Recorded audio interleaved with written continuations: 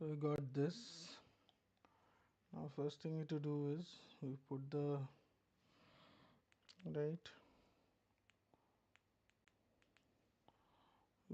grommets on the XT60. This is the front, this is the back. I think that is how far it should be coming in, plus and minus. Okay, so let's strip the wire off of this. Will it come off nice and clean? Very cute. Okay, here, come on. Oh, very nice.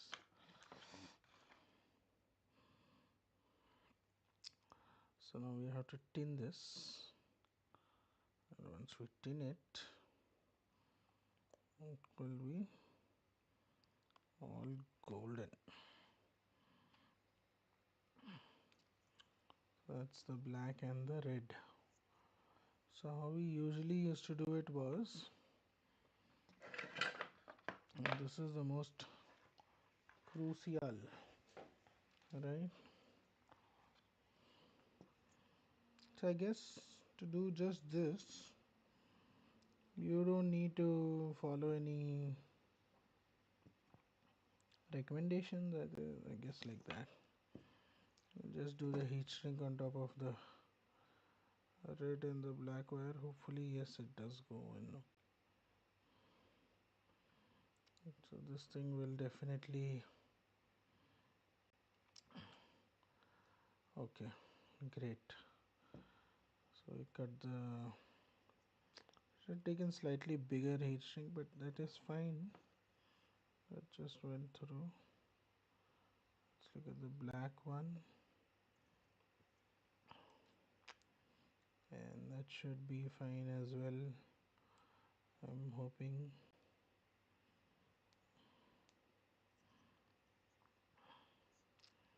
Some excellent soldering there for the XT60.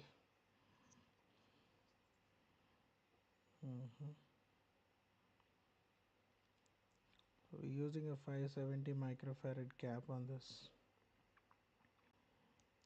Okay. Should have taken a slightly larger heat shrink. That would have made life so much more easier. But we did take this one. So we will try to push it down and fail over and over again. Okay, yes, we got it through there. We just have to get it over the. Oh, come on.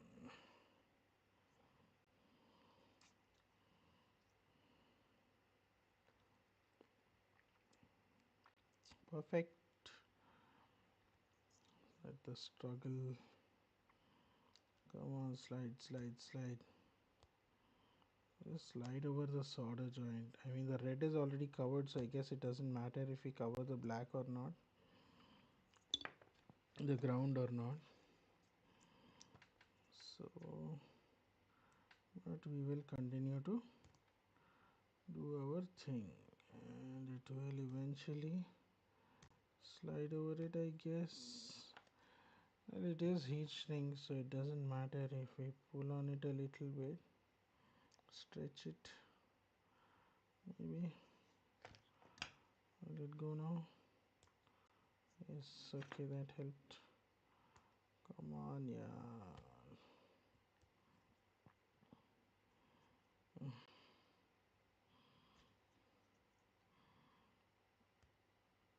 Okay, yes. Just go in. Yes, please, just cover it. That was horrible. Yeah, I should have gotten the correct sized heat shrink, and this would have been all over. But because we are a glutton for punishment, we will stretch it out like this, and then Hopefully perfect, just perfect. As you can see, it just went in all the way there. Black heat shrink for black, red heat shrink for red, and that is just amazing. So I can see a small plus and a minus signs there.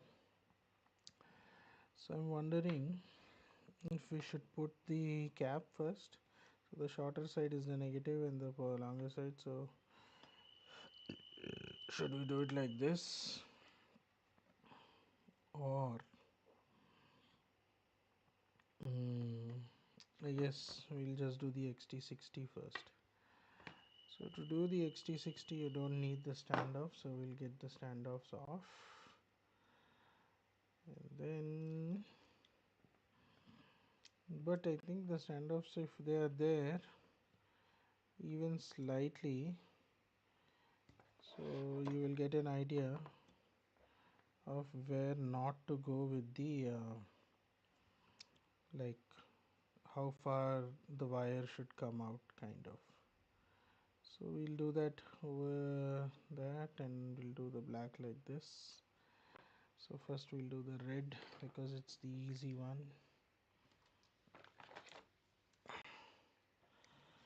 So there we have our soldering iron. We set it to 400 degrees.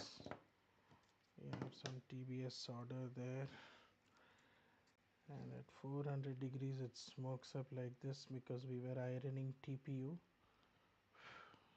There's some nice fumes there. Wow, just beautiful. Look at that. All the TPU vaporized. Nice. Don't do this at home. I guess do it at home. As DC says, do it. Okay.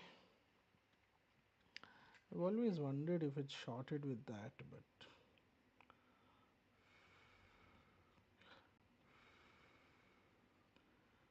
you see it doesn't stick even at 400 degrees. Okay, yeah, it's stuck. But you keep going at it.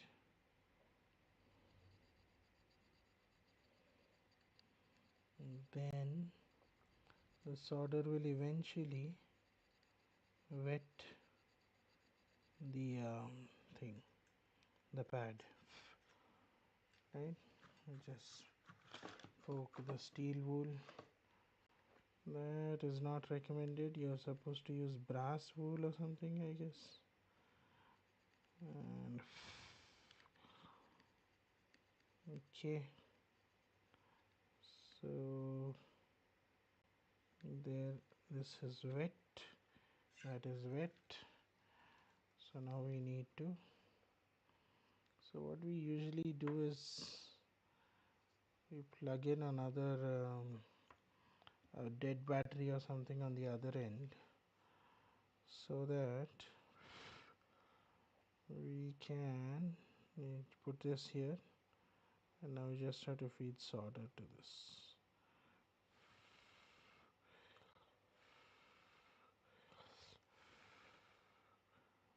Feed solder from the other end as well.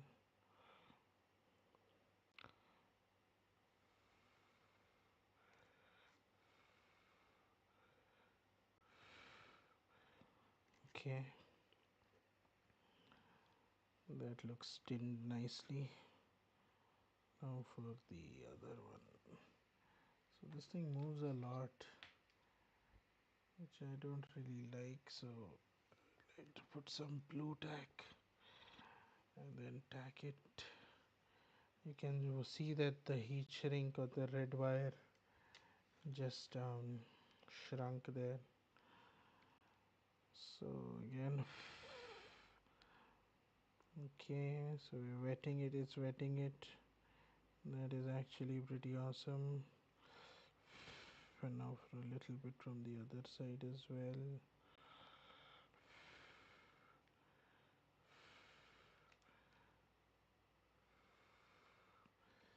You do want it to be wet, but you don't want it to soak up so far that this spot gets hardened as well. So you just do that and see, that isn't solid yet. Okay, so first we'll do the, oh, you see how it's not wetted on the underside, so we'll do that as well.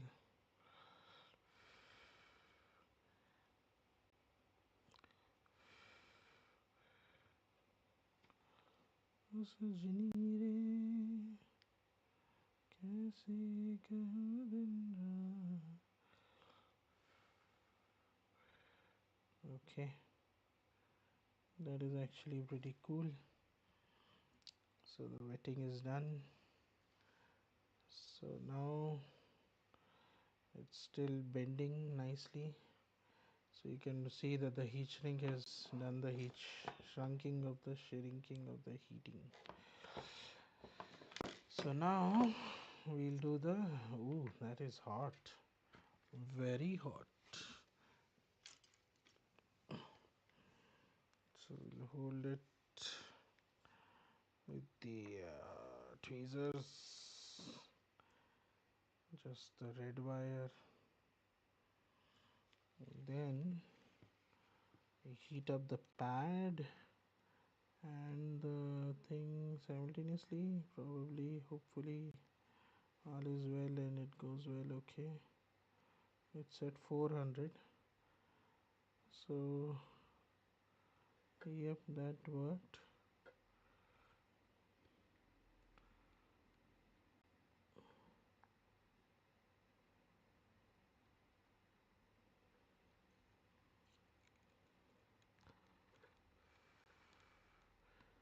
So we need it to come down, so that is almost 10 seconds already.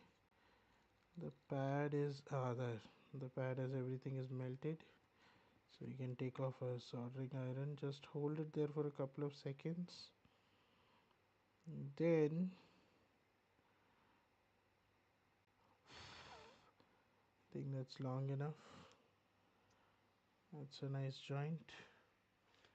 Let's inspect it up close. Really shiny.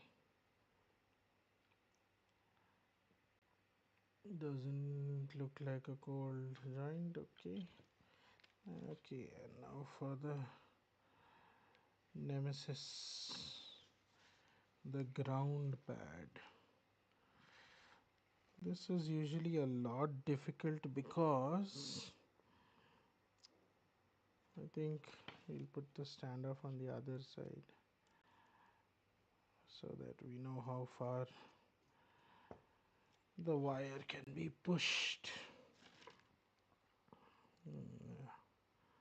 So now we hold the ground pad and then we go at it.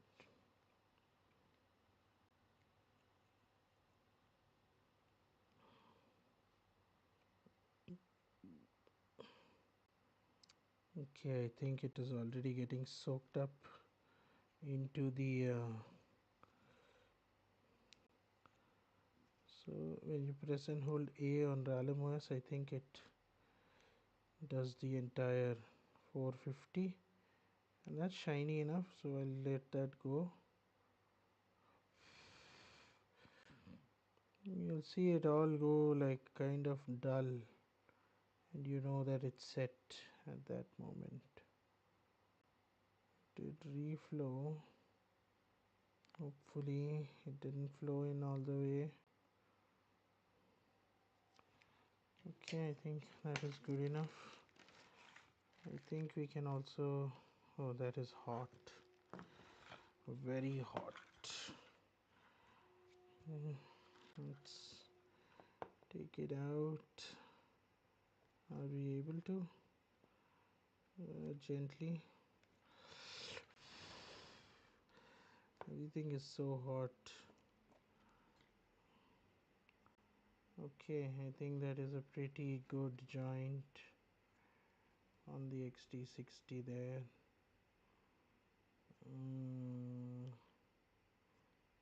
Perfect. and it hasn't flown all the way through, so I'm guessing that is a good joint. So we'll put the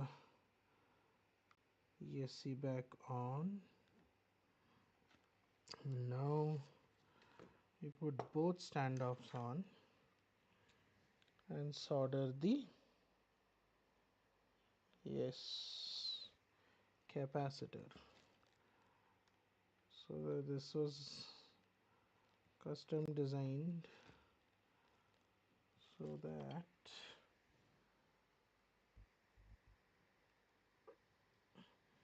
10 mm is the capacitor, but the hole is actually only around 9 mm, so it sits there and real tight, it won't move at all.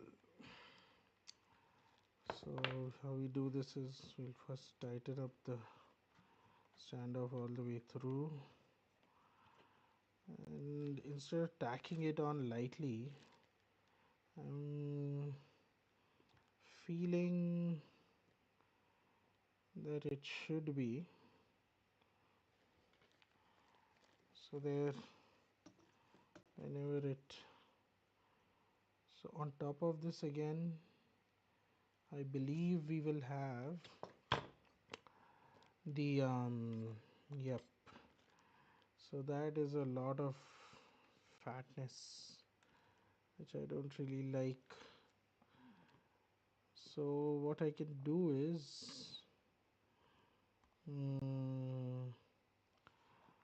maybe I can iron it out with the soldering iron and make it thinner on the top and the bottom. So we need around 230 degrees to melt TPU. This will release a lot of smoke. We should do this outside typically, but so the negative goes there, so that is the bottom side. So we'll be, oh she, that touched me finger. सजनी रे कैसे कटे दिन रात. Okay, that's nice. ऐसे हो तुझसे बात तेरी याद सब आए रे. So that makes it, oh, that didn't even make a dent. It took off almost a millimeter, but I'm guessing we can take off more. Actually, you should make this flat in the print itself. Don't need, okay. Not sure if the capacitor will get affected because of this.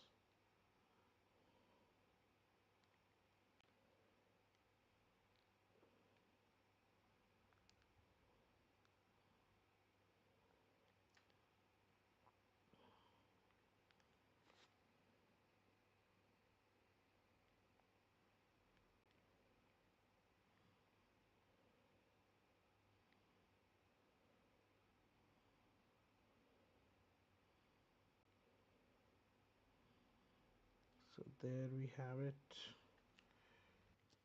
So there we flatten it out on both sides. It should give us some room. So that is the minus and that is the plus. And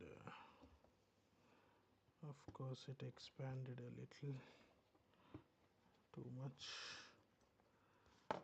But now it actually sits, at least it sits lower. Okay.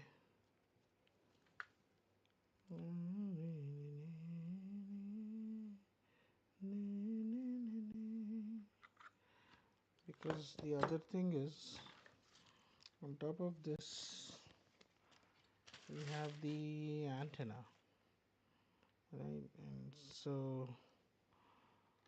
all you need is just enough place for the antenna to sit there.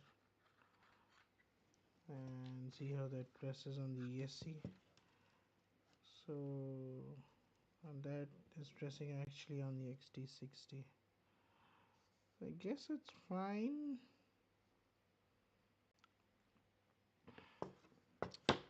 But I think we can do better. So we will in fact put some dimples here.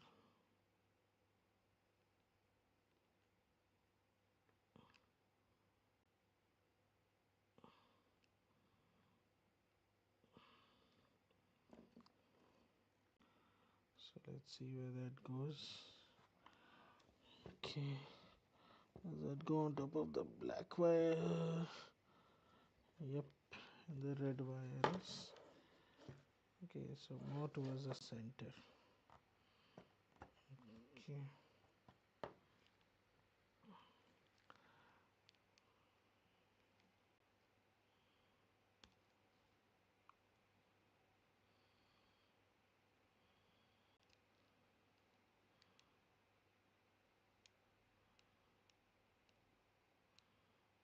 Just get it off of there. Right, like that. You can actually use it to probably reinforce that. Oopsie. That. Right? Okay.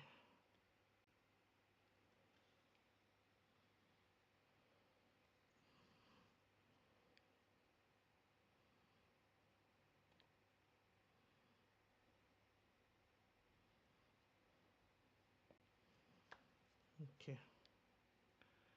Uh,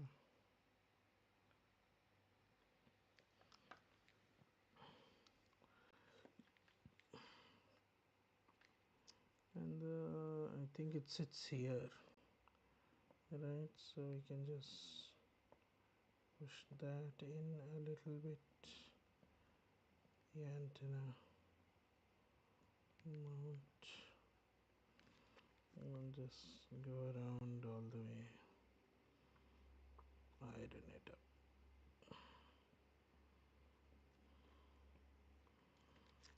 Okay.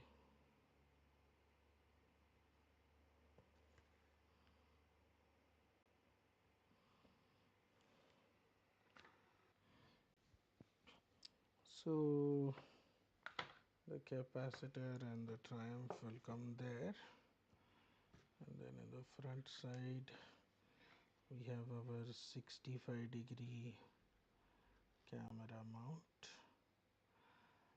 along with some fin. Okay, so now that we have the thing done, we have to bend these wires at the right point so that we can solder them.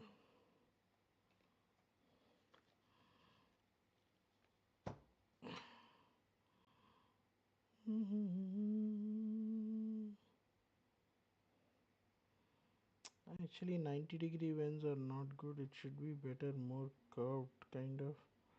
Would be nice.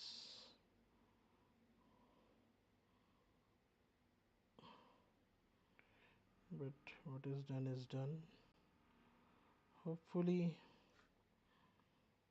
you will be able to minus it and plus it. Right, कितना नीचे तक जाना है ये? Oh, ho. Okay.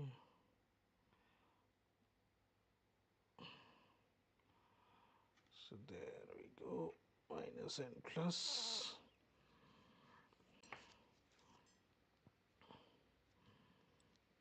And the way down to the bottom. And there is the plus.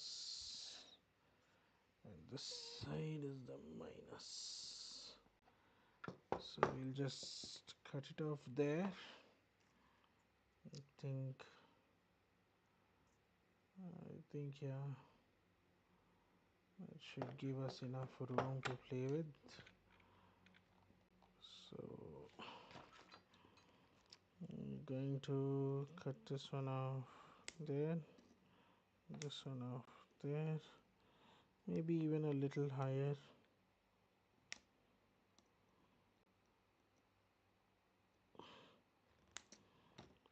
So now the smokes will begin, and as usual we've messed up by cutting it higher, because now we have to fill it with solder, that entire gap. Damn boy.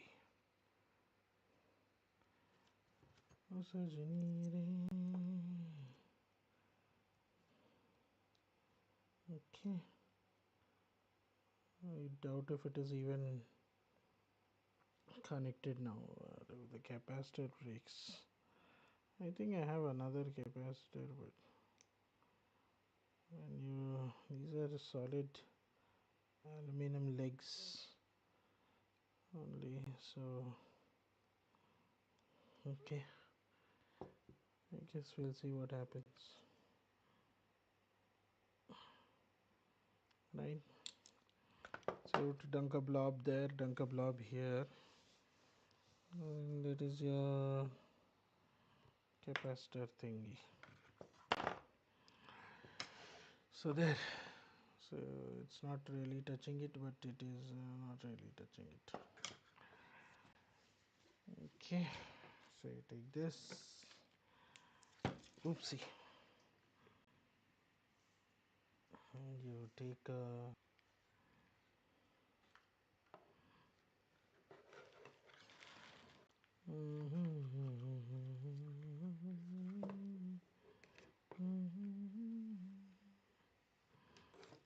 soldering the capacitor.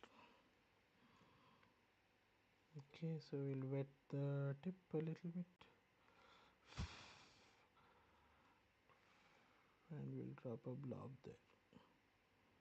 Now that is the positive terminal, and we're looking to reflow the entire thing, are we? Okay, maybe we'll boil the electrolyte inside, so before it overheats I think we should get out of there. But we also don't want a cold solder joint, so we will hit it with 450. The whole thing will probably melt, and just feel a little bit of flux in there, moving it. Yep, that is perfect. Whole thing melted, and it ate that. We're also now feeding the negative. Okay, that is great, and we're bending it down.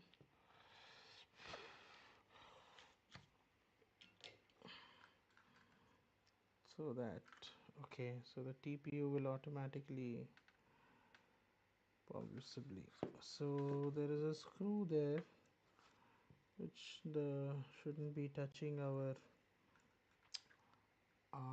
capacitor thing in case of a crash or something. It most likely won't touch, but just in case it might get that idea, we will put some Captain tape and double-sided tape and then like do the sealing off property of the thing. So now that is sealed, and you can still take it out a little bit, I guess, at least until the motors are not haven't been soldered yet. So there it is. So we'll cut out a small piece of Captain tape and then put it on the nut. Okay.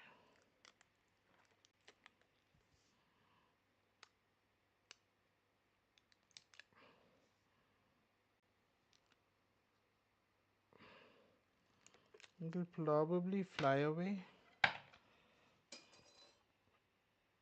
as soon as we put it there on the nut, but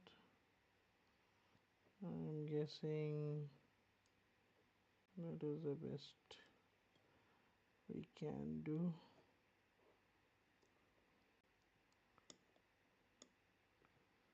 To prevent any accidental shots if the XT60 gets banged up nice. So that you put some pressure on it, and that is nice and clean. Now you can also tape it up from the other side, and that covers the screw hole thing. So there we have it. And now it's time to do the motor wires. Now these are pretty. So once you've done the XT60, the build is pretty much done. It's literally like almost done. So because we have this nice little thing here, I'm not sure which one should go inside and which one should go outside. So the closest one, I'm thinking I will send it right up to the first one, or should it be the farthest? It should ideally be the farthest, right? Ideally. So some people, if it is the farthest, like, does that affect? I don't know. So you do the middle one goes to the middle, and then the top one goes to the top, kind of there. The top one goes to the closest one. Not sure if it really matters by that distance, but I'm thinking closest one should go on top like this. That MOSFET is really close, too close for comfort. So we'll cut that there.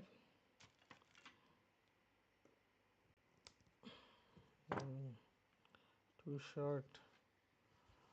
So there are 12 solder joints that need to be made. And then we have this second one, which should we do it like that? Right there. And the third one, I've always been guilty of cutting the wires a little too long and then regretting it. Maybe I should have cut too short. But then I will see. Okay, and then we have the third one there. I'm not sure if it should come like this or like from top of the other two, and then just goes in there. That gives it enough place, I guess. So right there.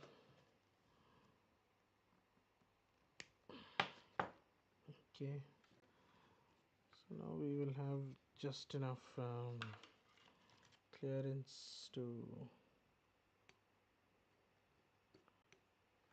probably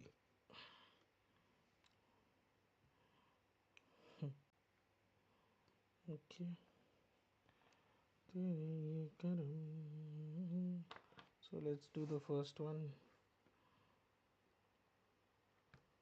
1, 2, 3. So there we have it. Tap it in. It's at 380 degrees our iron, and that's the closest one. So we wet it. That's the farthest one.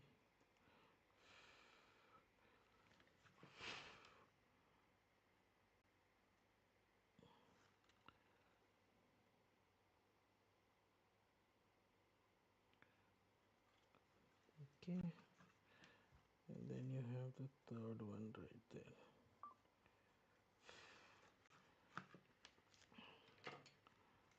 So also we have to tin the pads. I can see the MOSFET is right there, so I'm pretty scared to go close to that.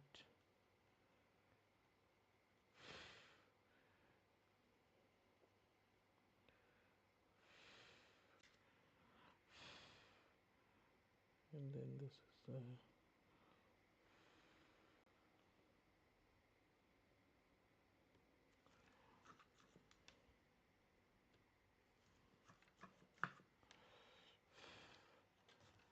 so there we've tinned the three.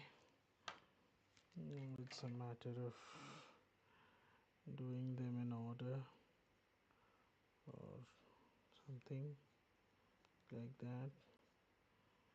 So you hold it nicely. Then we heat up the pad and the thing, and then just heat up the pad, I guess. Oh, this helps to have a little bit of solder on the iron.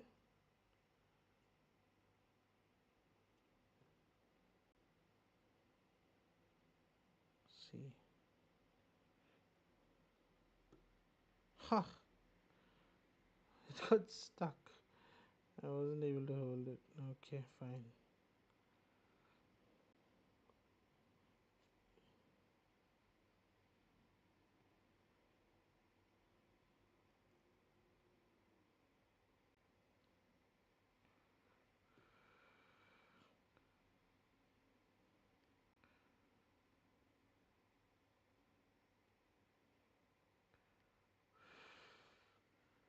So that leaves enough gap from that point. And then you take the second one, the middle one, which comes on top of the first one. And then I think there is enough to melt it.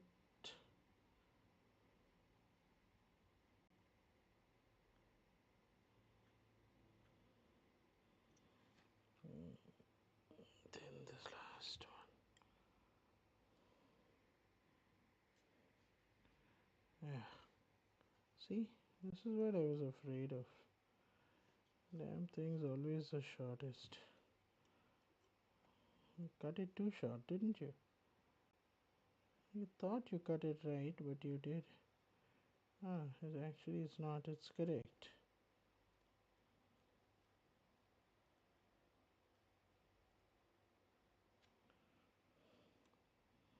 It's kind of weird.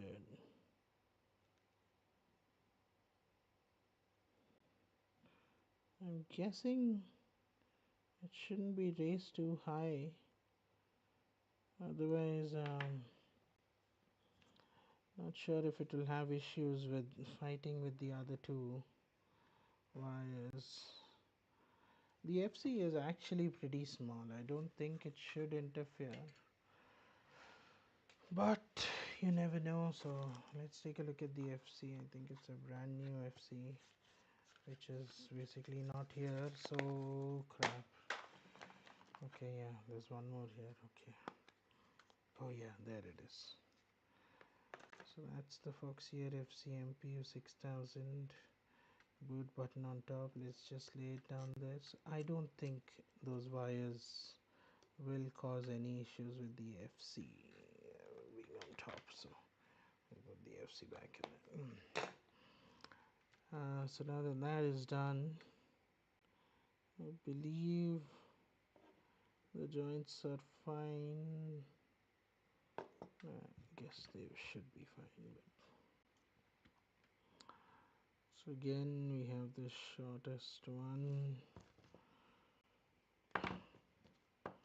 Actually it should just go down like that, right? And that then you wouldn't have to like pull it through, I guess, or something. Yeah, but unfortunately that is not happening. Okay. Is that clean enough? I guess it is. Oh, damn. That is nice though. Okay. Like side by side, you have that much place. So this is the outermost one, or you want to put it on the inner? I think I'll put it on the outer one. What do you think?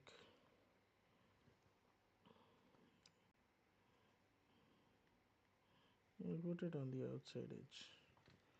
Then we'll have place for just two more, right? So let's do this one. Just a pad on the edge.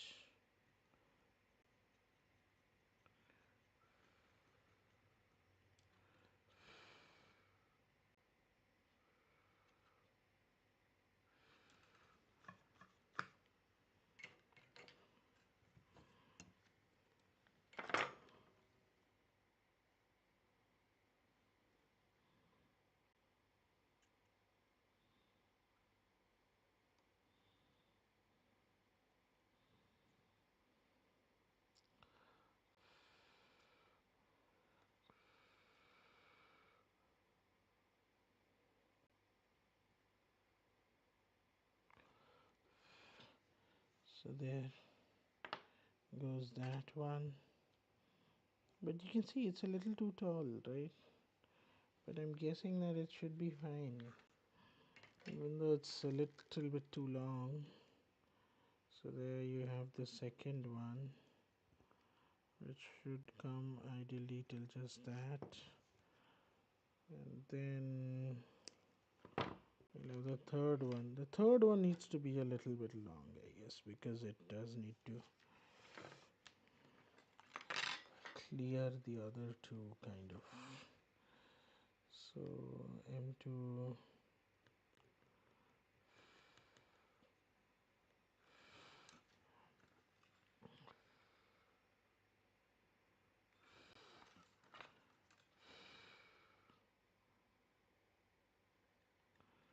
Like, yeah, you can get it from there. You melt this, you put that in there, and melt the whole thing. That is perfect. And that should also go down and sit in there. And then we have the third one, which also just basically also just as might be, can be a little too long, I guess. So there you go for that one. And you have to be a little bit careful where you don't oh, that's a neat level of oxidization.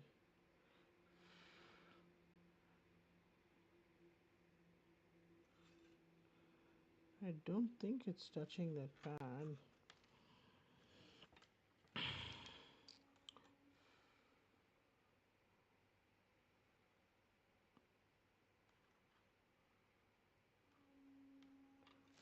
Okay,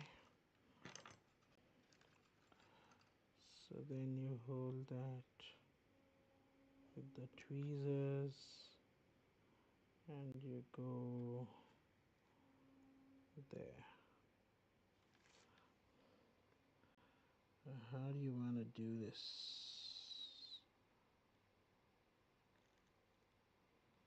Just give it time,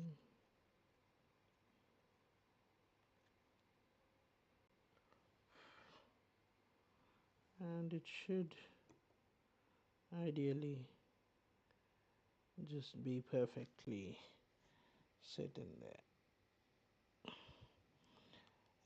Now it does look like there's a shorting, but I'm pretty sure that the insulation should take care of that one, shouldn't it? Or wouldn't it? I guess it would. Why would you want to take chances? Just get it higher.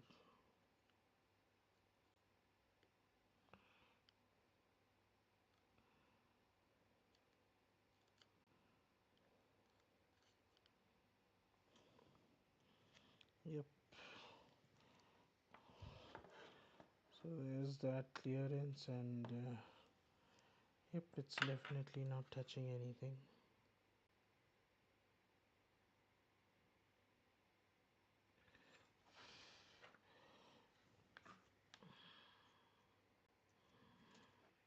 So usually I don't like to do touch-ups and patch-ups because then you get soldered in the wrong places and then it becomes messy.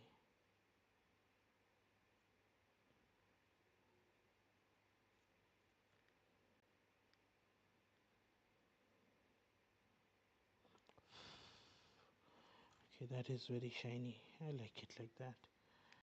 Yep, it's definitely nice. I think I will go one on top of the other like that, but with a lot more space between them going for. I think it gets brittle eventually, and yeah, there's kind of weird stuff.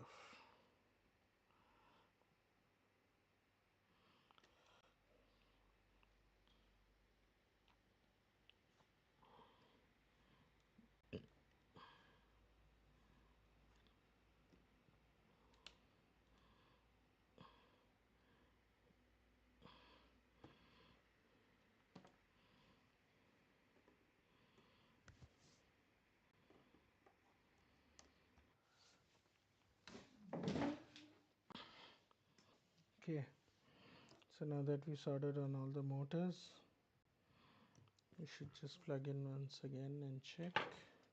I think I did hear 3 beeps. Wow, that is a big capacitor. Negative to negative, positive to positive. Okay, that is perfect. Now let's do the FC. I guess it's right here. Okay, that is beautiful. Let's also take the HD0 out and do it right now.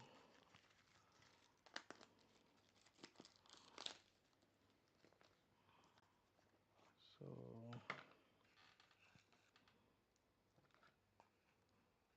done.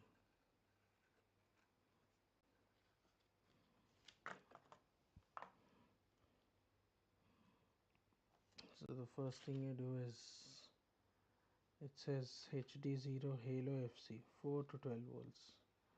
So I guess we are good. So you cut it off there, and then you just pull that off, and I guess you have to give it these what is this grommets. So should we put the thin ones on top or the bottom? So we'll go thick ones bottom so that it gives more clearance from the FC, because that is what is needed. So you put the grommet in one,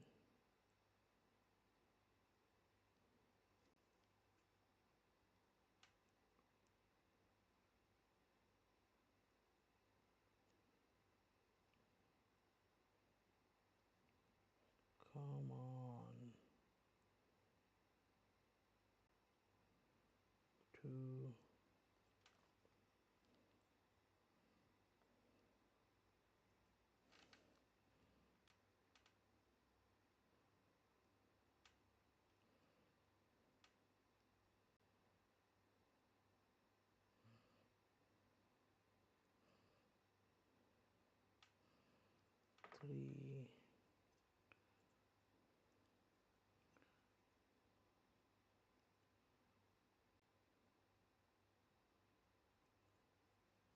4. So there you have the VTX. Now let's do the FC. So the only thing that I have to think about for the FC is how much clearance do I need? Because I think I need a decent amount of clearance. We'll try it with these. If I have to chop them off a little bit, I think I because I did chop off the ESC ones already, and I think I've built this before, but without the nylock on the first floor below the ESC. There shouldn't be much of a problem. Yeah.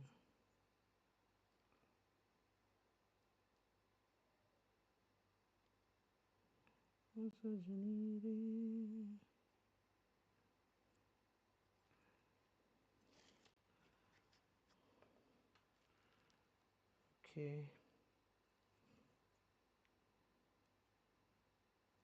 This is the Foxier MPU 6000. I don't think it needs any custom defines. After all. Okay. So we'll do a dry fitting. So that points the arrow to that side. So that is perfect. The ESC is not interfering with anything. I need a 5-volt ground. Oh, I'm not sure which. So that's the antenna pad. So we'll do it like this. So that's probably TR1 T1. So okay. So but just let's check if we will have enough place to oh, that doesn't look right. Okay, I think we will need an O-ring on top of the FC, and also we need to make the FC grommets a little bit smaller. Yep, that just happened.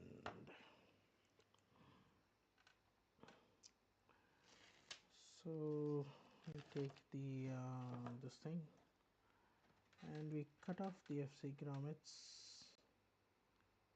like that, and we have just created an O-ring like that. Now I know it's not exactly like level, but I guess when they get squished it won't really matter, hopefully. So there we have it. Cut off the FC grommets, and let's see how much of a difference it makes. Okay, that is very close to the ESC. Can't be comfortable with that. So now we will be using some O-rings, which should ideally be decent enough. So we can again chop these into half and use those as O-rings. See, they don't really work.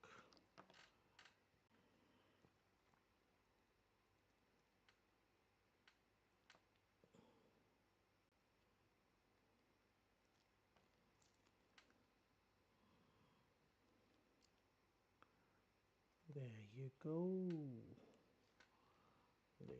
Those are your O-rings. So now we do the O-ring things. So since these all four of these are different sizes, so which is the shortest? I guess this one is the shortest, so you get the fattest one of the O-rings. Right, which one? This one or this one? I think that both the back ones are similar. So you get that. Then you're the other fat one, so you go there. You're the thinnest, so you go here.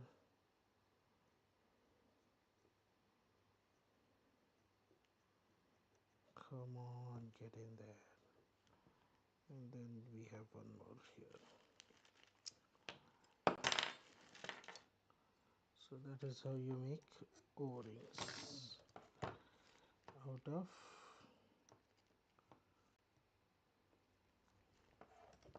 grommets that have been cut. So that's the front, and that is how we mess up, I guess, because now I guess you could just go diagonally opposite. We had to rotate the FC. Silly boy.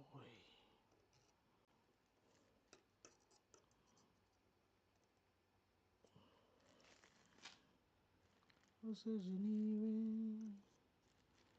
कैसे कटी दिन रात कैसे हो तुझसे बात तेरी याद सताए रे.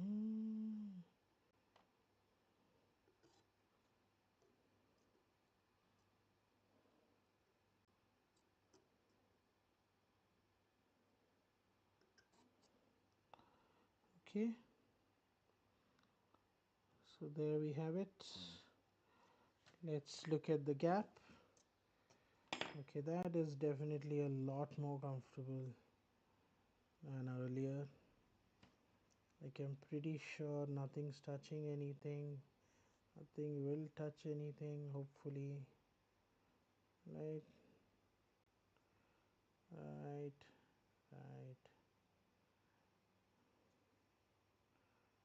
Okay, now that we've done that,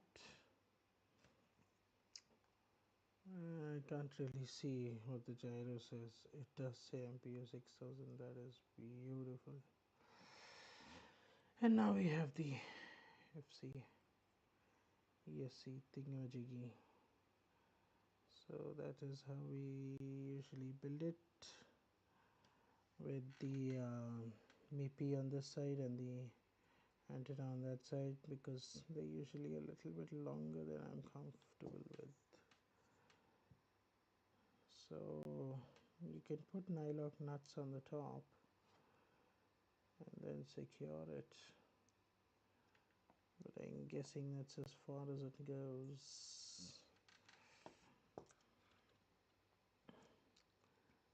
So okay, so what is TC? I guess it's, so now we need to get the FCSC cable, which should be in the, okay,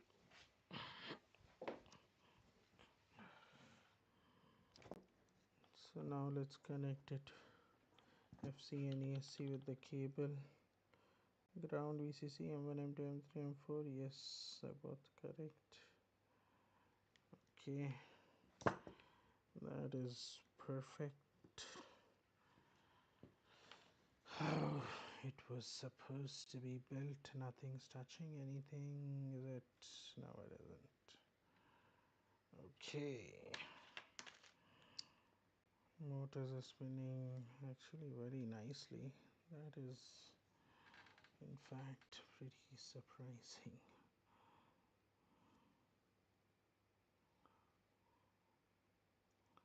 Okay, that's great news then. So let's see. Should we do something on the? We'll keep this for later. Should we do?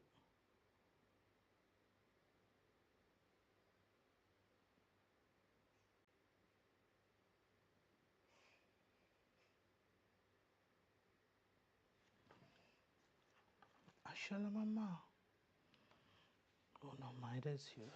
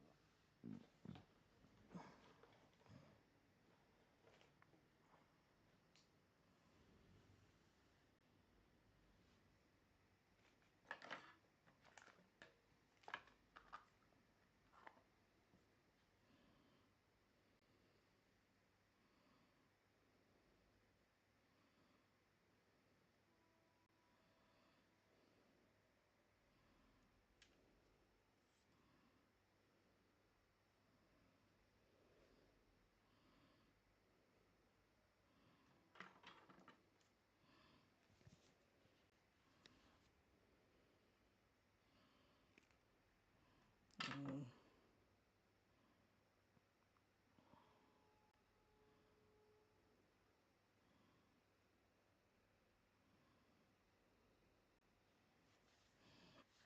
so we want to check continuity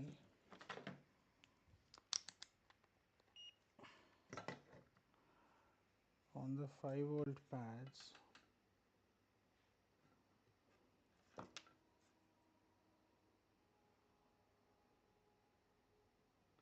Good, so they both are different. So this is a different 5-volt, that is a different 5-volt, but those two are same.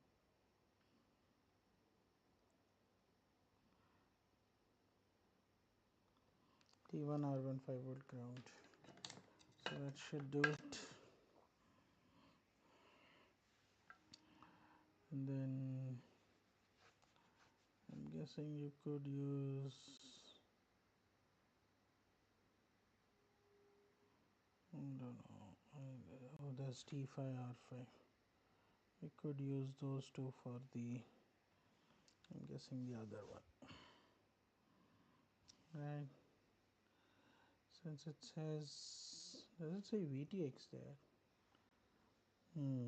Interesting. Shouldn't really matter though. We'll see. The boot button gets passed while as always a ground, right? Yep.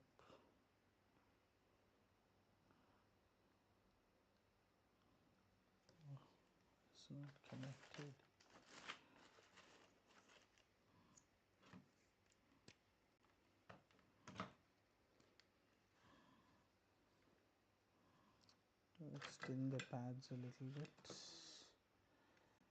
Okay, so this is the brand new. Yes, it is. So I think you should blue tack it a little bit. Not really though.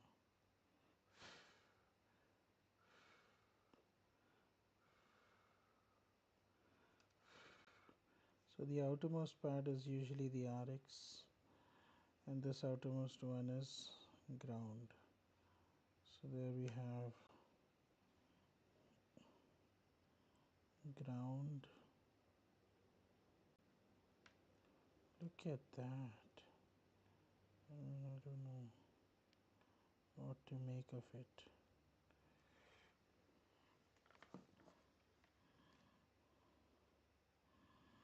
Yeah. Why don't you just use the tweezers like normal people? Ground. So you see how it's not connecting, even though, like, even though it is soldered.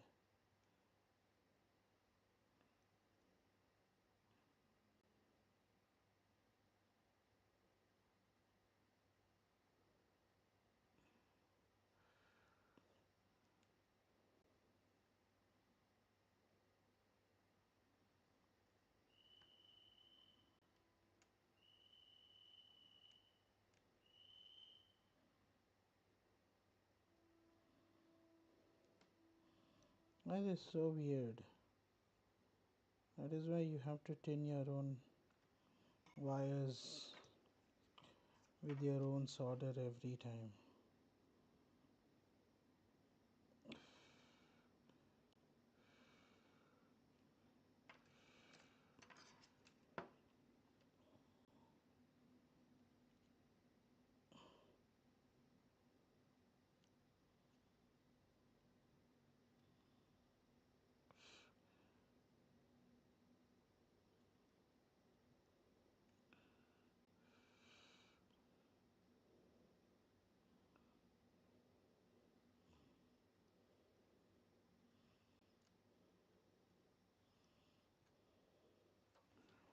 Okay,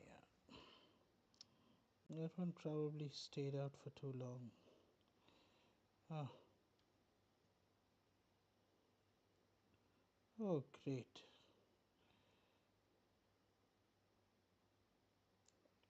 I guess 380 was a little too high for that. But I guess it's done now. Where's the radio? Let's get the radio. So we've got our radio and let's set it down there. Now that it has two broken switches. Wow. And that's ground 5V TX RX. So the blue wire is RX, should go to TX.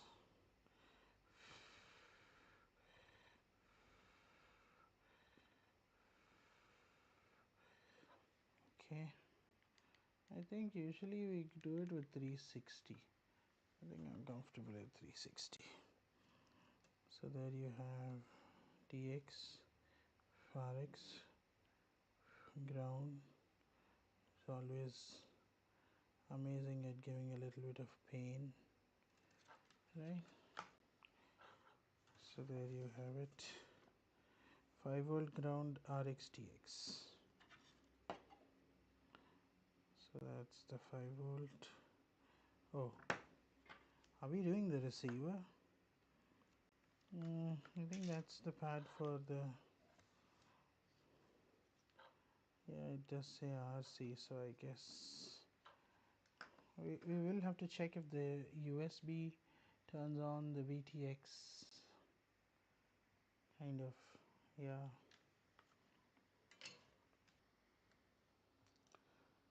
So let's look at this one, right? Uh-huh.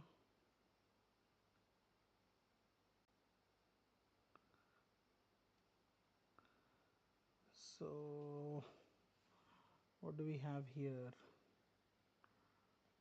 Yeah, let's do that there. Okay, so we have to go to beta flight.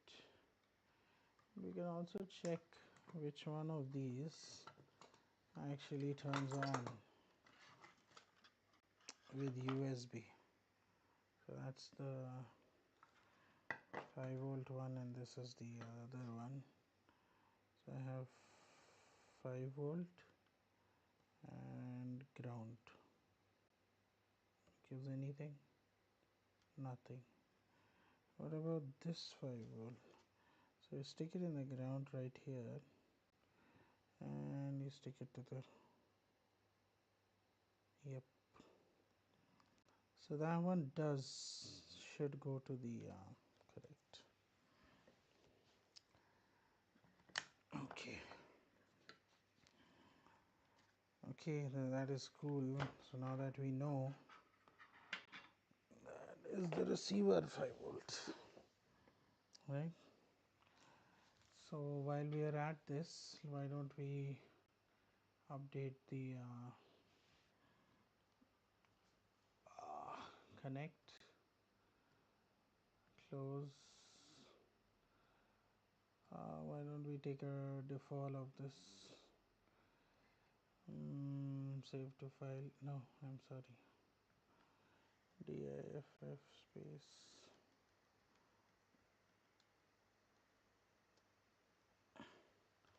default, save to file, foxier.txt. This is factory, right? So let's go to update firmware, and okay, I don't need cam control, I don't need GPS. What the hell is magnetometers? I'll leave that there. I just need, come on, race pro. Okay, that, and then this 451 is the latest, so we don't have to do any load firmware online, and then we will do a flash firmware. Okay, so that is processing. Okay, I didn't mean to do that. So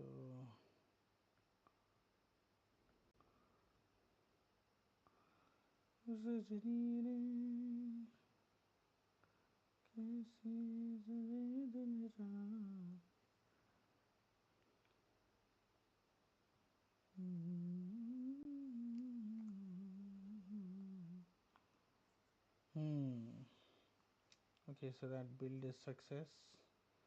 So now we go flash firmware, create backup. Anyway, it will create a backup, and yeah, I'll save it just in case. Cable is fine, it's erasing. It went into DFU mode on its own. That is nice. Usually I always have to type BL bootloader or something, but it's nice that it went there on its own. Really nice.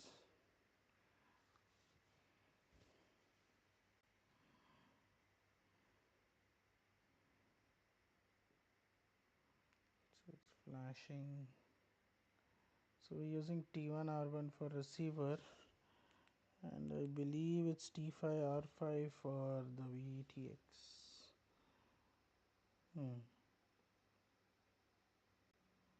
Okay.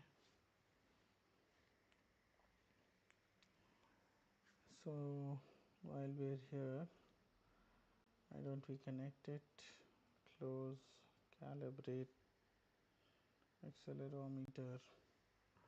So accelerometer is working fine. Then I guess we should put this side by side.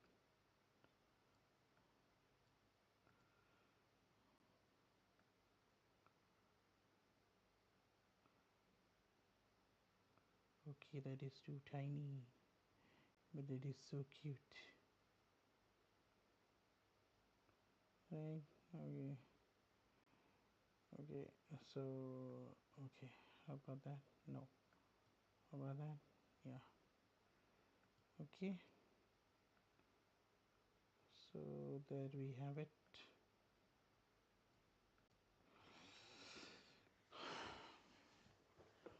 So now let's configure it.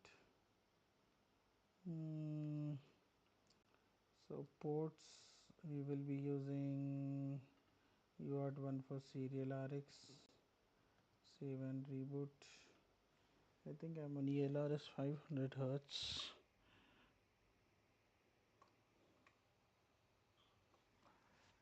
Okay, and then configuration 8K. Well, I guess arm angle 180 degree. That is very nice. Thank you so much. So I guess Race Pro does that. Okay, I don't think we have to do anything else. Just the motor output needs to be selected. I am thinking that yeah, that it is BLLE 32, so not you won't have to do anything. So ports is fine, configuration is fine, power and battery, fail safe. Okay, okay, yeah. So we will also do the modes, add range. This has to be aux1. It's always armed while it is there. And then, okay, mm, just need that, right? And fail safe is aux3. I guess it's fail safe there. And let's flip over after crash. And that is aux2, right? Okay. Yep. Disconnect.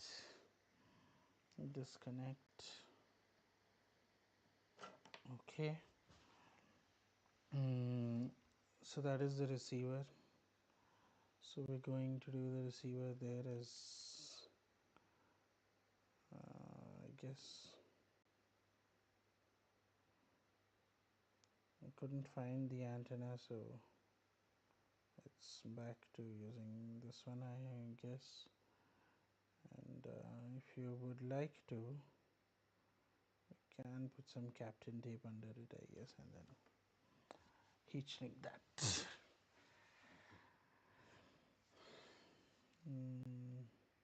Great. So this one goes Control F again. Right. So okay, with this Captain tape right here somewhere, I just saw it. Oh, there it is. So you cut off a piece of Captain tape, and then you put it under the thingamajig thingy, right? So that nothing gets hopefully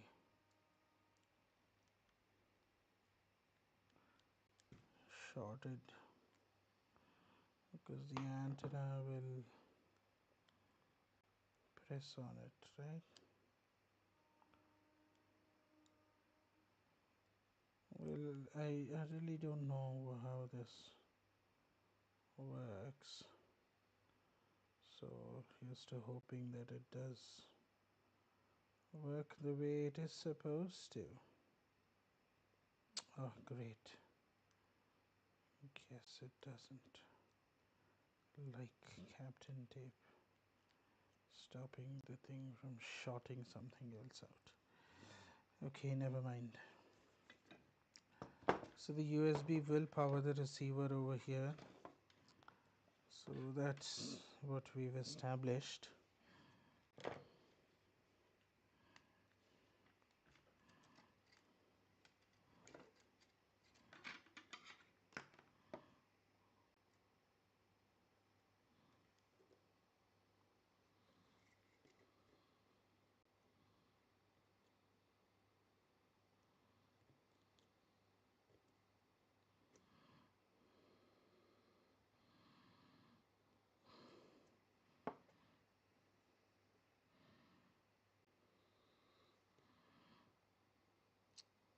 So I'm not sure if the receiver is actually working.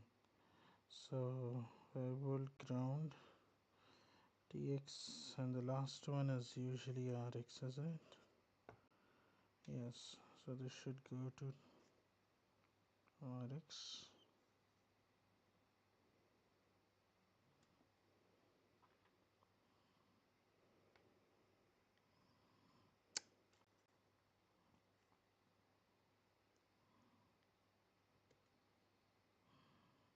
And then that would go to TX. So we sorted it. Let's turn on our radio.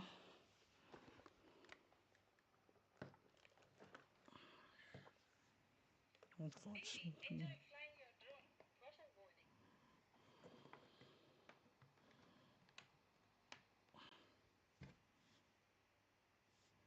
it does bind. And if I give it battery, I guess it should arm as well. So because I think we have D-Shot 600 selected, right? Okay, there we have the 5 beeps. I guess because Betaflight's connected, right? I guess. Yep. So when we arm, it should say something. Motor protocol. It does say motor protocol. That is very strange. It does say D-Shot 600. Couldn't be. Could it? Okay. So we unplug this. And then we unplug this. Aha. Okay. Now we plug this back in. And then we have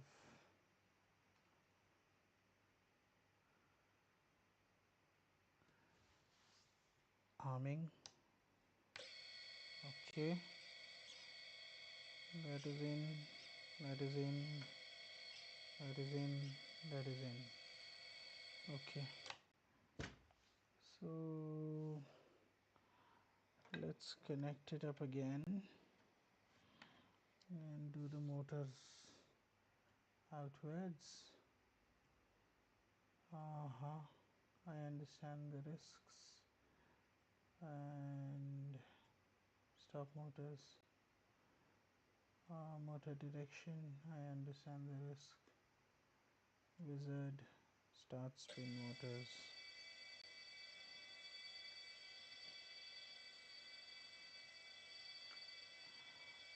So 1, 2, 3, 4. Stop. Close. Master. I understand the risks. Master.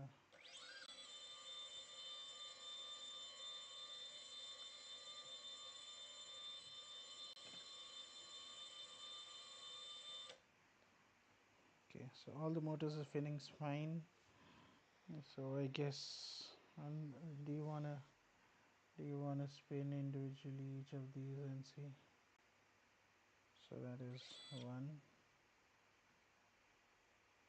2,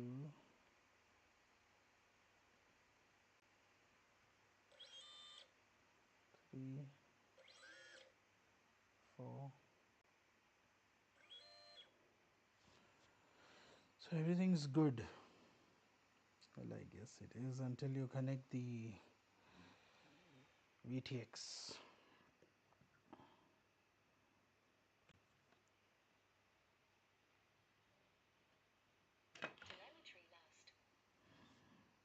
Okay. So now to connect the VTX, I guess before we connect the VTX, do you want to put the heat shrink on the receiver? I think that would be really appreciated if we could put the heat shrink on the receiver. So we've got the heat shrink on the thing, and now we're going to blast it.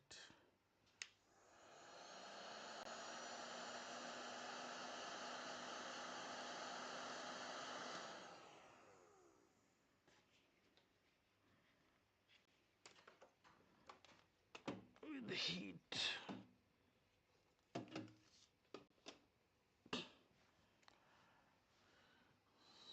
So we'll just give it a second. And then I think we have to do the VTX now, because that is what is left basically. So the antenna goes to the other end, and I'm guessing, yeah.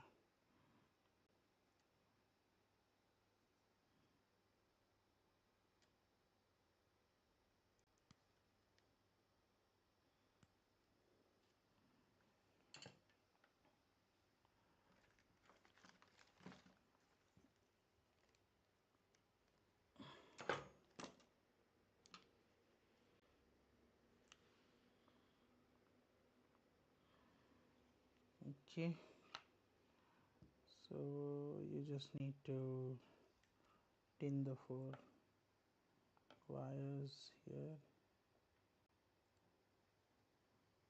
Okay, let's do it.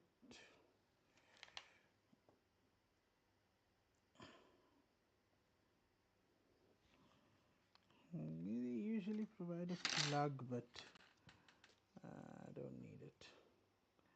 The VTX, even a 1 watt VTX will pull quite a lot of power, and I think this one pulls around 10 watts, right? 5 volts at 2 amps, yeah, 10 watts.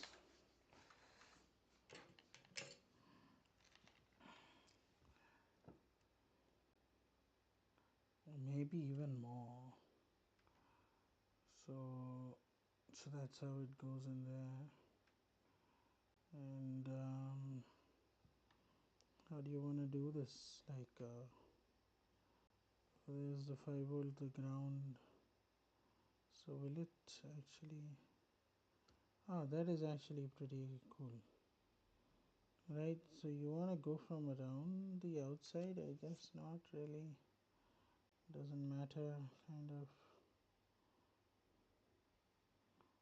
Okay. Okay, let's just do it.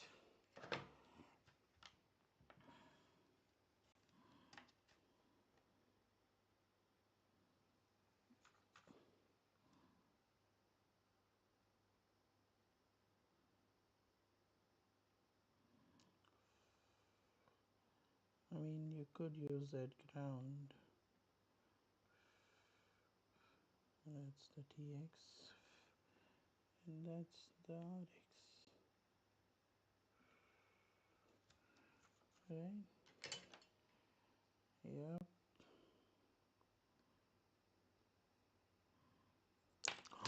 Oh my god, you dropped it, you idiot.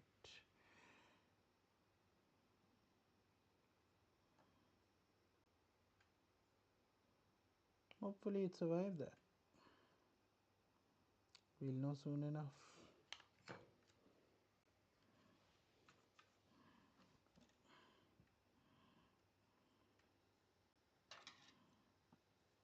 Great. So 5 volt पहले ही नहीं चल रहे ढंग से, चलते ही नहीं, गांड में दम कर देते.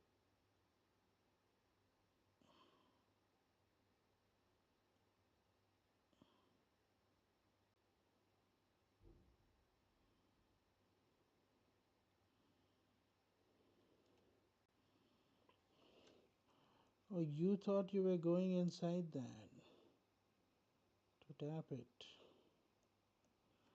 Great, the screw was just right there, and I was like, why isn't it going in? Like, it is stupid. But okay.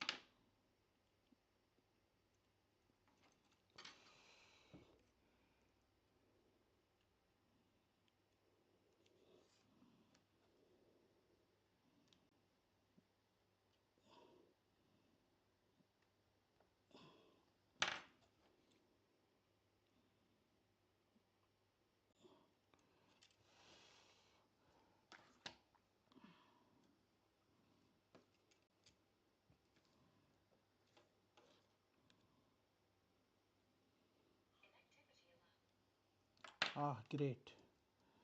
Inactivity allow. I was trying to get it into the hole. I mean, the 5 volt did go in like pretty easy, but I don't think the ground's interested in growing in there. So I guess the TX and RX would not be going in there either. So the yellow one is basically the TX, and that should be going in there. Oh, okay, that is wonderful. And then there's just a TX left. Uh, the white one should go to the RX, and Bob's your uncle.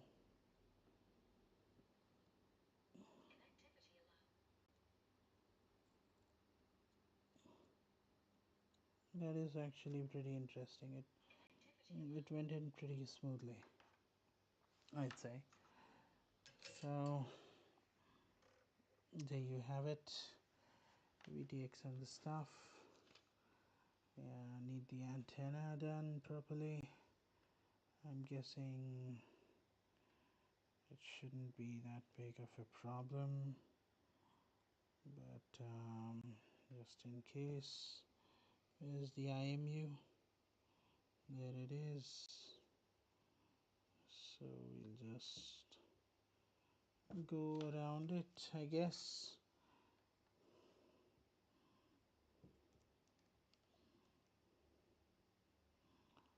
Uh-huh.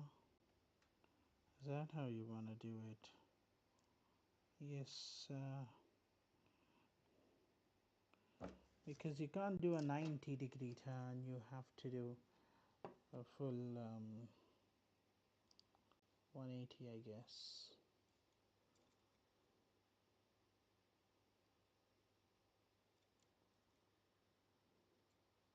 Just keep clear of the gyro. I don't think anything else is touching it. So I guess it would be just better for everyone involved to be just straight up outside edge kind of guys. I guess the red won't make it with the yellow and the black. I'm not entirely sure if the white needs to do that, but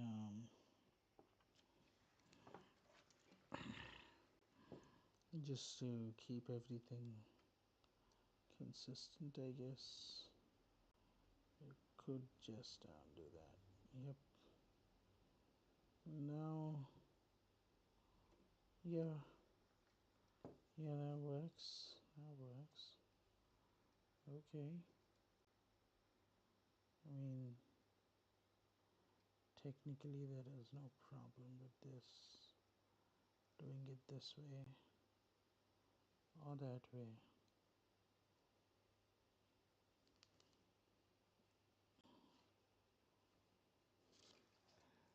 I'm just trying to secure the white wire within the others so that it doesn't escape and cause issues.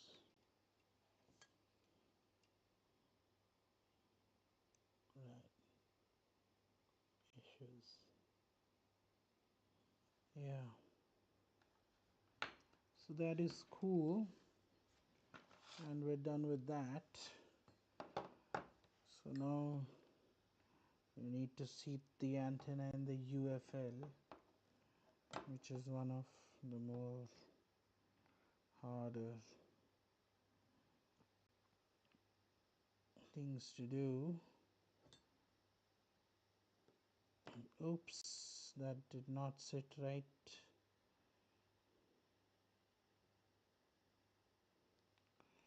Come on.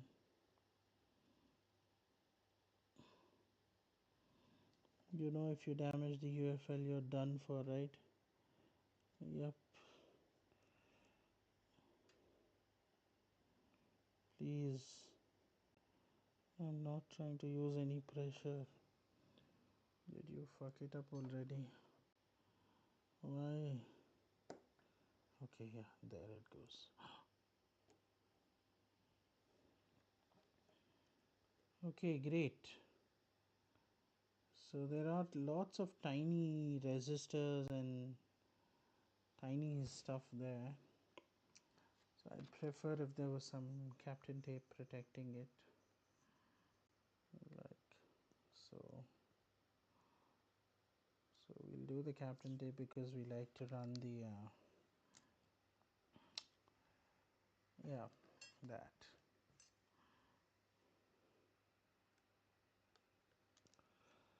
On top of the yeah, that. So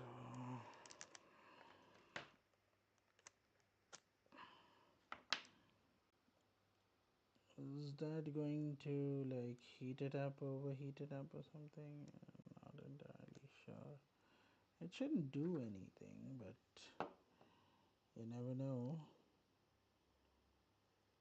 So better safe than sorry, kind of.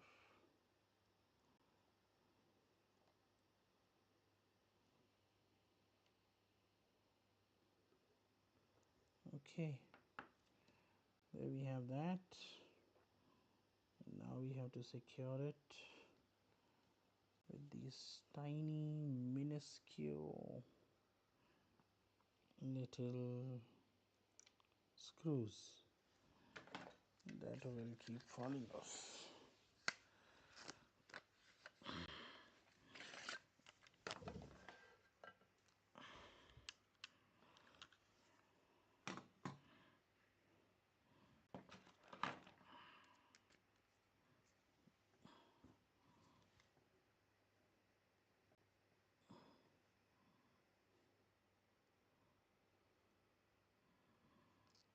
Okay, so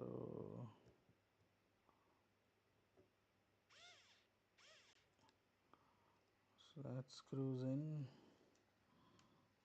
I need one more. So tiny. So you just hold it there in place. Oops.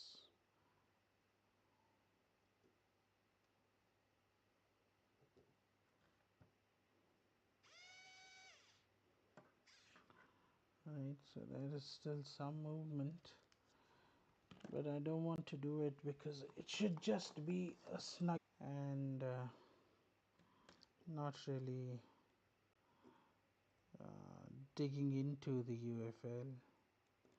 So I like to do both simultaneously. As soon as you feel just the slightest amount of resistance, I think you can see that it is still free to move.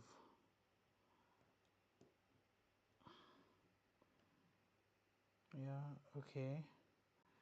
So I guess you have to give it one rotation to get it in there, kind of. Right? Yeah. So now we get the cam, and there's the beautiful HD0 cam. Okay, get it out, please.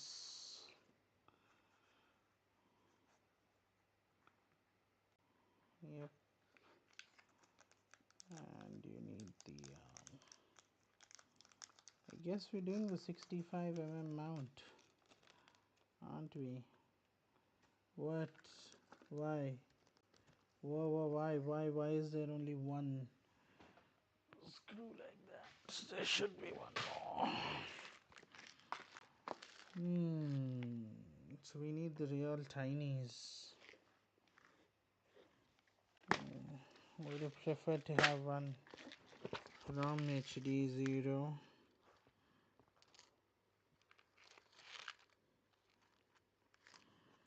Fortunately, looks like I will have to make do with that one.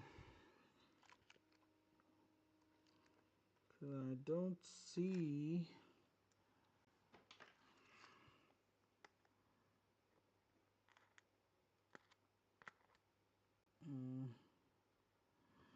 I'm guessing that'll have to do.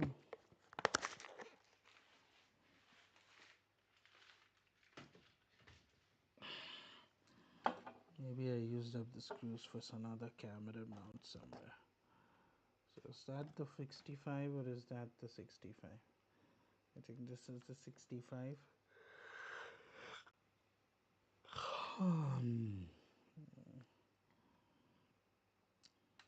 So we want the camera to be coming out through the top of the mount.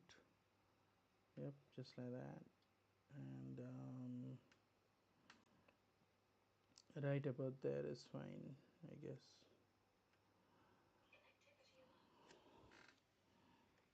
So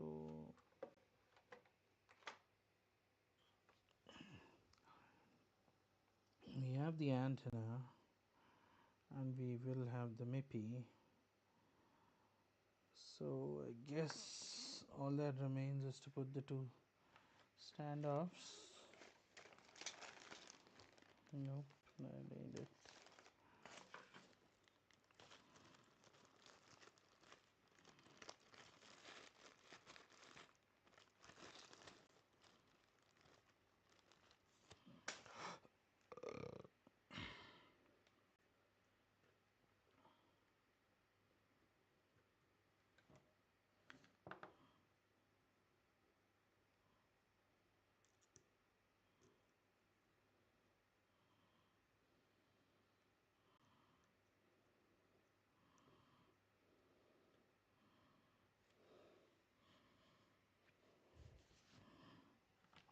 That is actually pretty cool. And I guess we just need to screw in the yeah,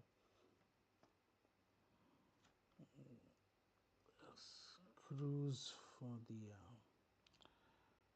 great. I think I lost the 1.5 hex. This is the 1.3 which doesn't work. And that's the 1.5.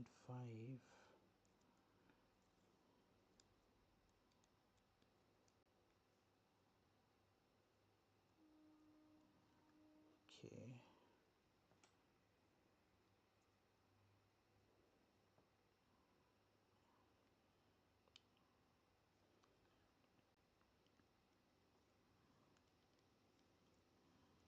So this is a 65 degrees fixed camera angle. So that is actually a pretty steep camera angle.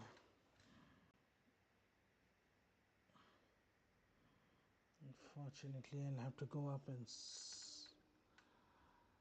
sleep. Tiring.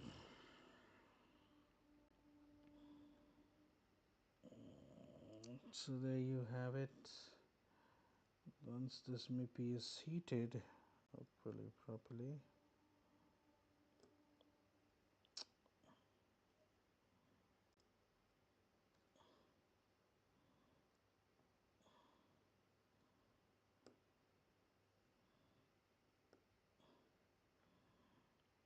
So there it's heated on both. Cut off a little bit more Captain tape to protect the MIPI cable as well from any damage.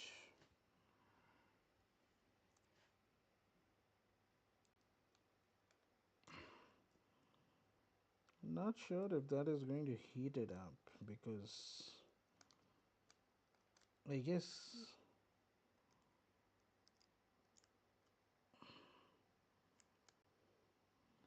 the Captain tape does do some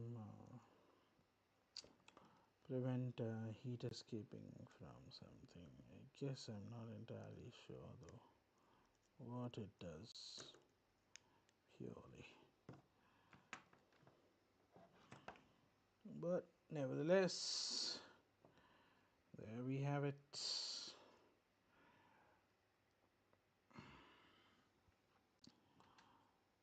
So I guess we just stuck it in on top of the camera there like that with some blue tack.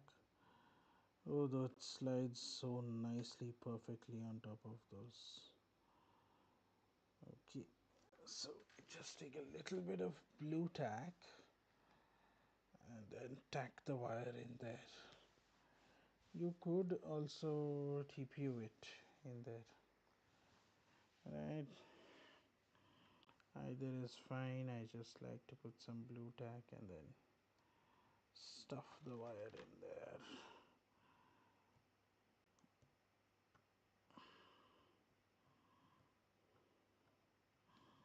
The VTX does get insanely hot though, so I'm guessing what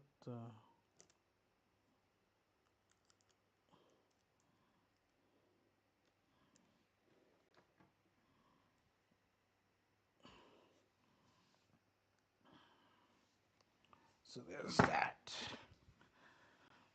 So now you got to tuck this in somewhere. I'm guessing. Well, it used to be under the camera. You would never mind. I guess we have to put it there anyway. Yep, it will fit there beautifully, I suppose. Okay, so get the camera out and 3M tape it a little bit here.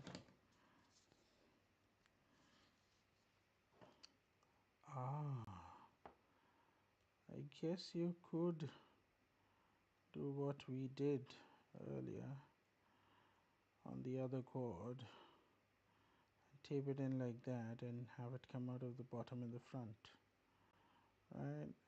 Yeah, I guess that works. So I guess we will just do that a couple of times and 3M tape it, right?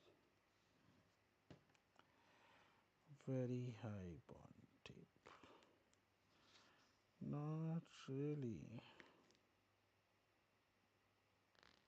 So there we have some VHP tape squared up, stuck up, peeled off. Okay. The only thing it bonds very highly is to the tape. Okay.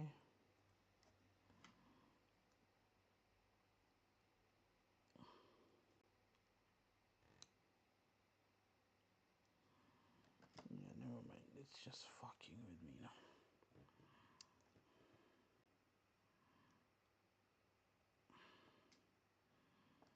Not sure if the camera gets affected by the VTX being stuck to it, but I'm guessing it doesn't, but you never know. I suppose. Yeah.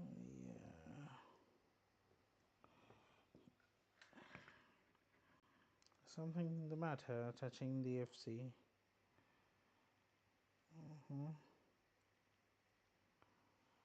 Something touching the FC. The FC doesn't really like anything touching it. So in fact, I don't like anything touching the FC either, but circumstances.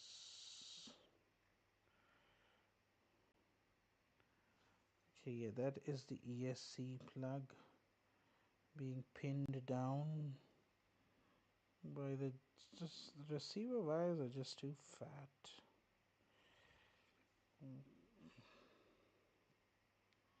Okay.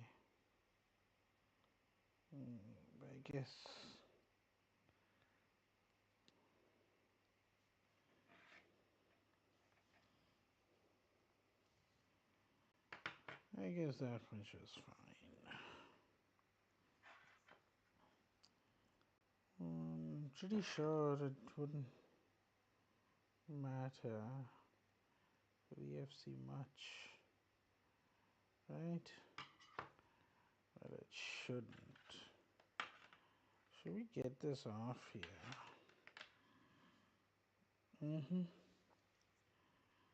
So there you have it. The build's almost complete with so how do you plan to do this? Okay. Should it be like that? Preferably, I suppose. Yeah, I guess it is fine.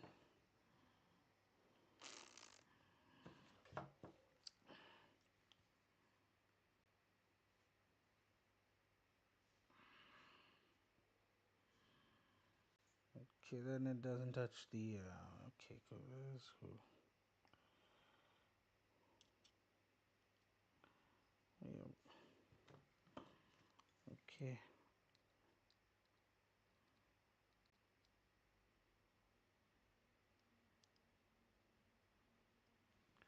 So that is how we lock it in place. It won't move anymore.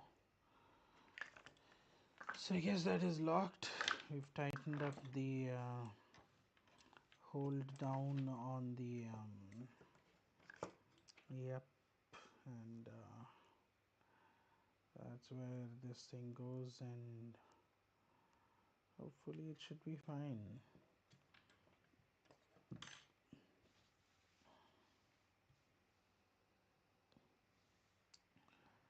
So all you need to do is put the top plate on, which has been actually pretty beautifully chamfered. Okay, and now begins the joy of pushing it back. Let's see. Does it actually affect anything? Not really. So I guess it's fine. It's just doing that. But you need to get the Nylock M3s for the top.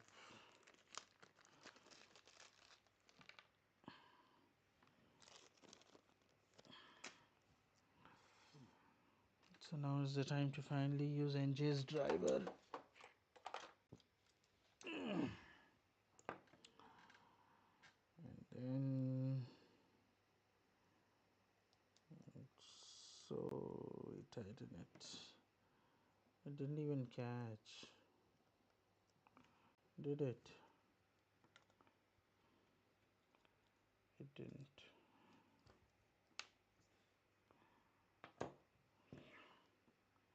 What does that mean for us? So I guess it means you have to redo the... I can never get this screw to sit right. Tight. Sit tight.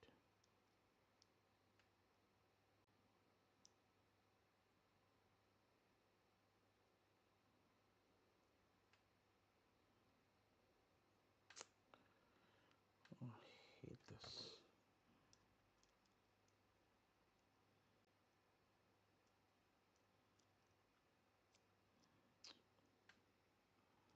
Is that doing the right thread?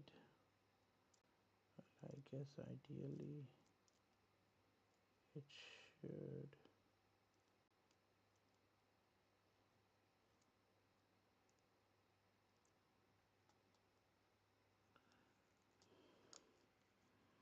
Well, if for the nylock to engage, I guess it does have to go a certain distance. Right, right. So we're doing the diagonally opposite ones first, I suppose. So there are some test pads here, but nothing too serious.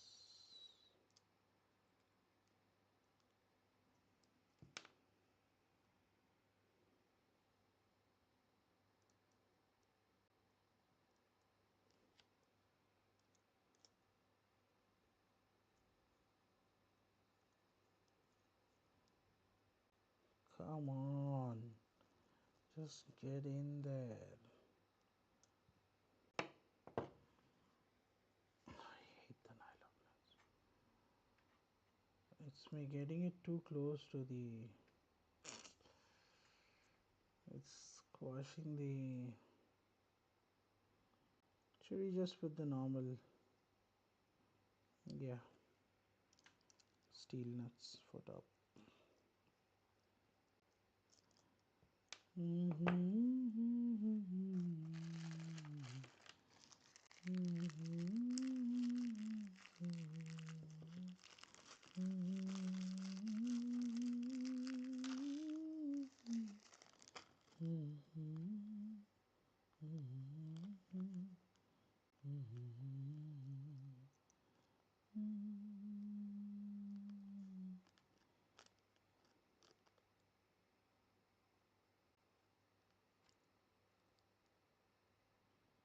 Hey, what is this? Why is it not screwing up? Screwing on. What? Discard that nut. Try a different nut, please.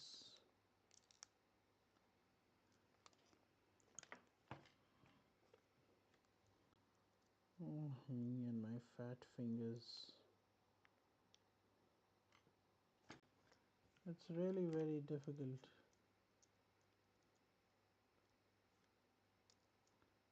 Okay, that went through beautifully. Okay, that went through too beautifully.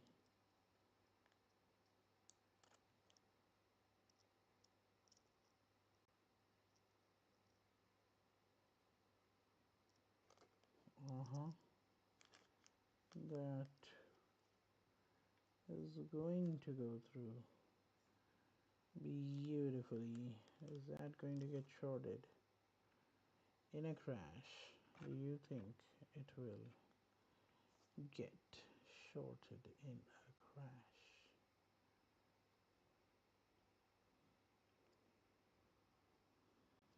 Well, I ain't entirely sure, but I am pretty sure I don't want it to get to that point.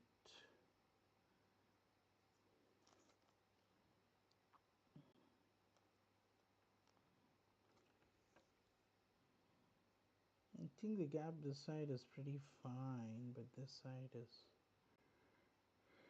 pretty less. You need another O-ring, boys.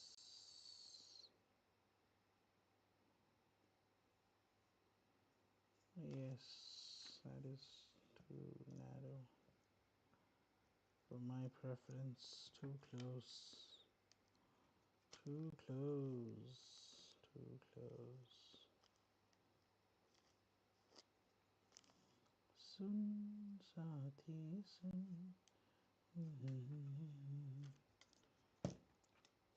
Okay, what about over here?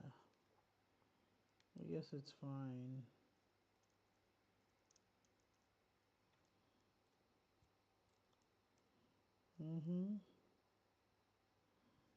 Yep.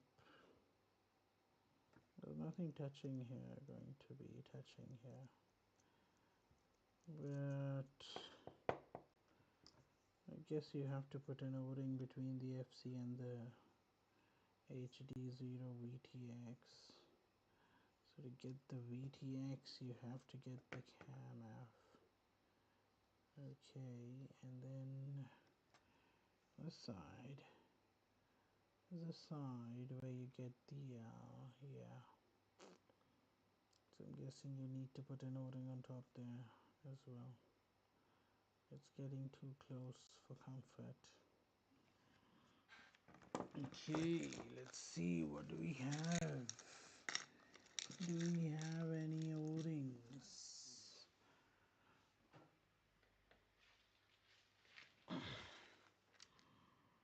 Sun, Sati, Sun. There are only 3 of these. There should be more of these. Shouldn't there be more of these?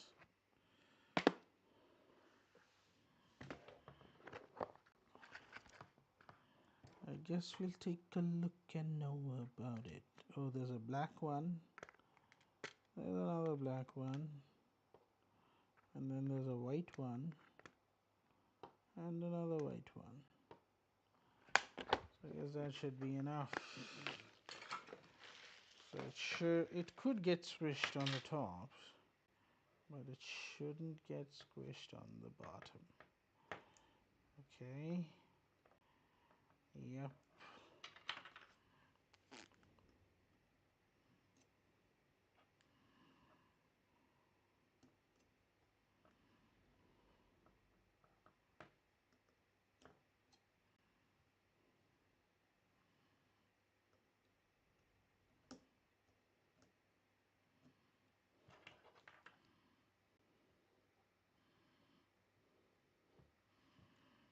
Oh, those Germans. Right. Now for the nuts.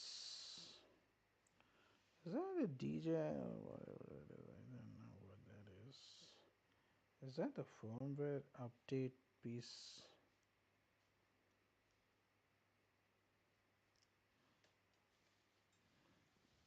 Oh, great. Okay. Yeah.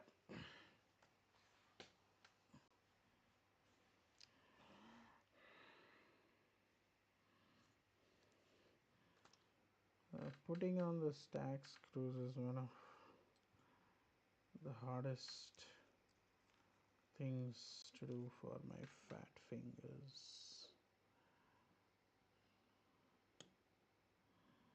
There's just no way that these fingers could ever. Oh, come on. I think you should have put it upside down. Oh, great.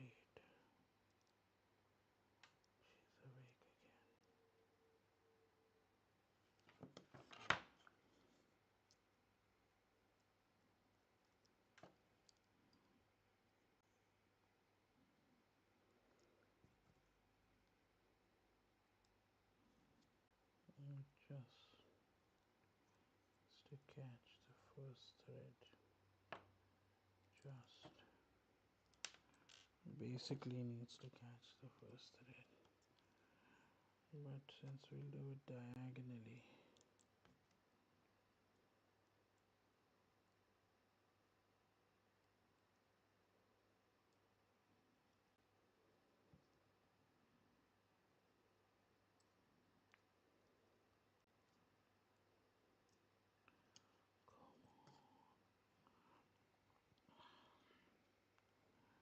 why is this so difficult every time?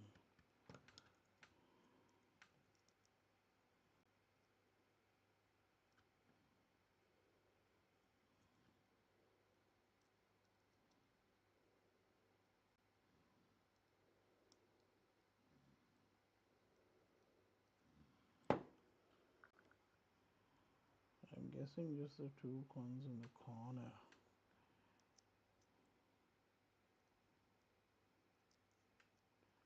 should be able to hold it.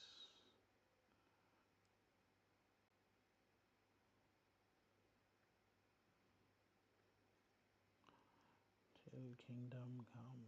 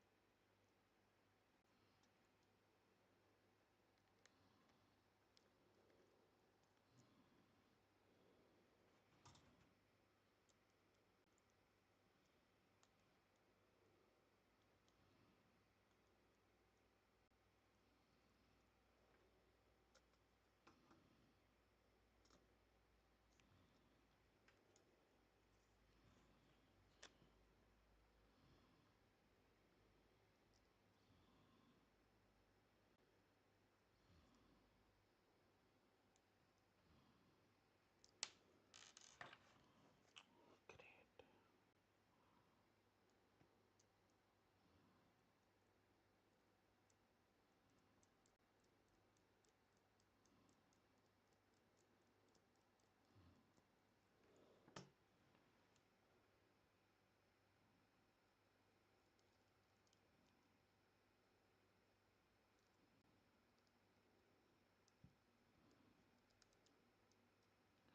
I'm guessing the friction is going to hold it in place. Yes, it would.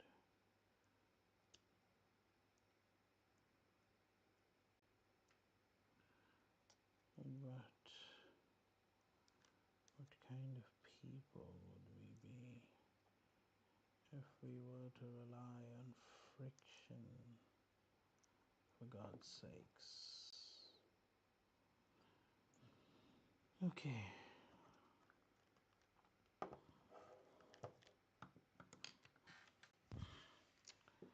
So let's do the presets and the sets and the shits and the tons.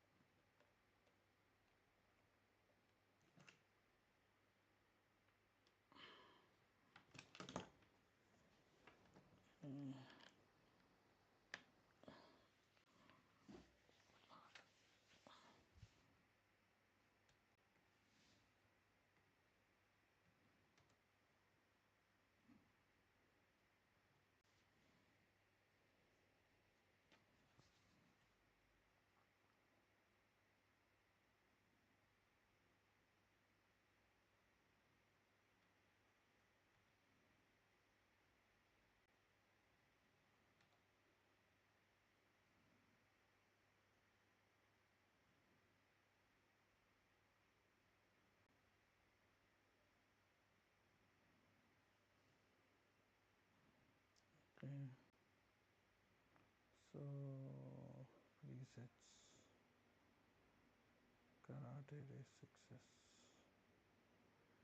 Okay, we're doing D shot 600, dynamic angle for giving more than ELRS 500 Hz. Pick. Agree.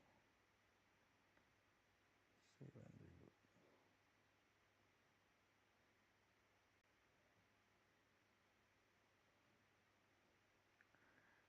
What is receiver bit tuning? Audio transmitter. Preset. HD. Jaro. All we takes is except for that.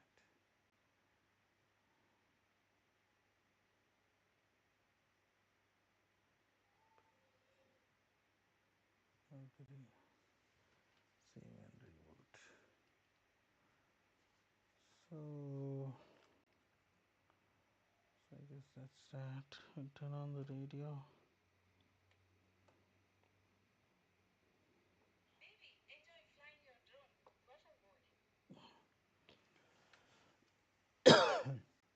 Okay.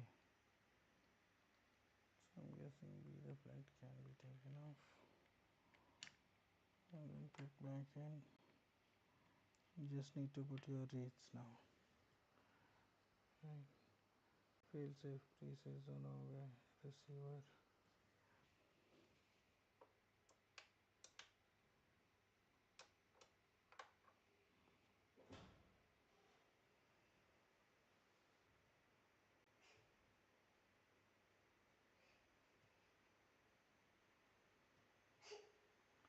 Shalom mama. Band you put it on race band channel. On 3 power you put it on 25. Daddy. Yes mama. Shalom mama. Shalom mama.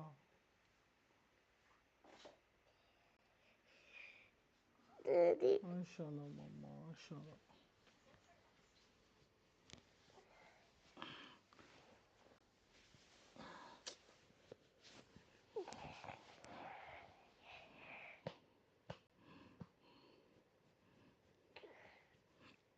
Are you cold? You cold mama? Are you cold? Yes.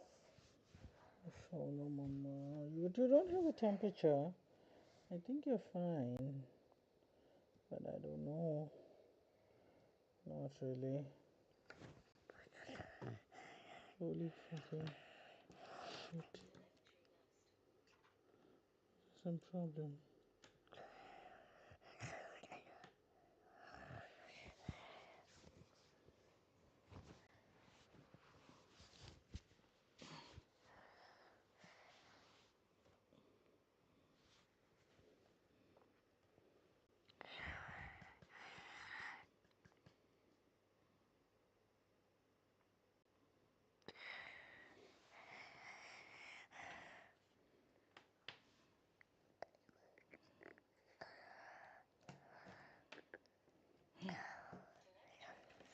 Why are you grinding your teeth?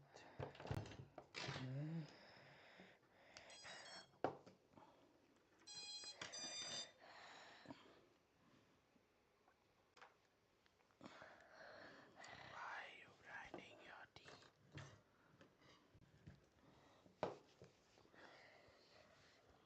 Do an arm check.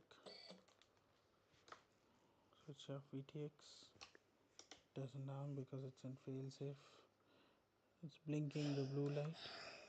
Solid blue light. Yep, I think that's it. We're ready to fly in the morning. So we will fly in the morning. That's it for now. I have to put the Matter baby to sleep. Because Matter baby is a Shalom.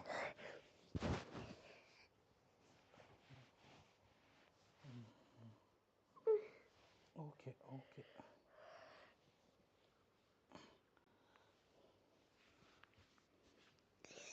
Okay, Mama, okay. It's okay, Mama. It's alright. It's alright. It's okay. It's okay. It's alright.